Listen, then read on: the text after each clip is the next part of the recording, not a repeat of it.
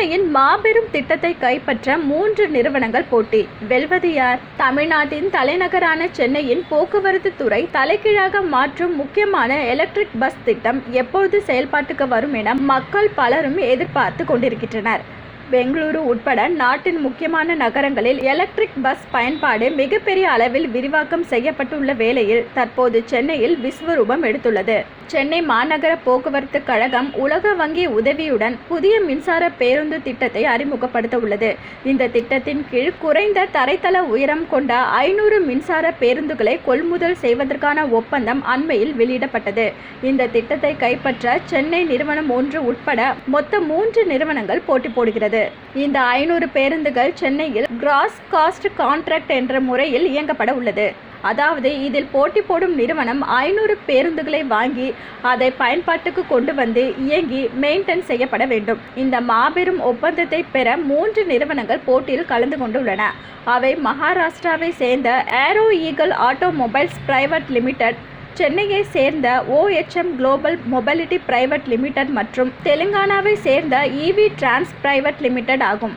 இதில் OHM global mobility private limited என்பது Ashok Layland நிறுவனத்தின் துணை நிறுவனம் ஆகும். அதேபோல EVE நிறுவனம் தெலுங்கானாவின் பிரபலமான மெகா இன்ஜினியரிங் மற்றும் இன்ஃப்ராஸ்ட்ரக்சர்ஸ் நிறுவனத்தின் துணை நிறுவனம் ஆகும். குறைந்த செலவில் இயங்கக்கூடிய 100 AC மற்றும் 400 AC அல்லாத மின்சார பேருந்துகளை கொள்முதல் செய்ய MTC திட்டமிட்டுள்ளது.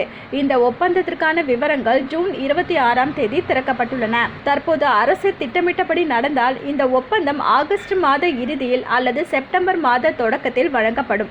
அதற்கு பிறகு 6 மாதங்களில் மின்சார பேருந்துகளை நிறுவனங்கள் டெலிவரி தொடங்கும். அடுத்த வருடம் மார்ச் மாதத்திலிருந்து ஏப்ரல் மாதங்களில் மின்சார பேருந்துகள் இயக்கத்திற்கு வரும் என்று தகவல் வெளியாகியுள்ளது. இந்த கிராஸ் காஸ்ட் ஒப்பந்தத்தை வெல்லும் நிறுவனம் மின்சார பேருந்துகளை சொந்தமாக வாங்கி அதை இயக்கி நிர்வாகம் செய்ய வேண்டும். இதை ஒரு குறிப்பிட்ட தொகைக்கும் காலத்திற்கும் பேருந்துகளை இயக்கப்படும். பேருந்து வழித்தடங்களை MTC நிர்ணயிக்கும். அதே போல பயணிகள் கட்டணத்தையும் MTC தான் வசூலிக்கும்.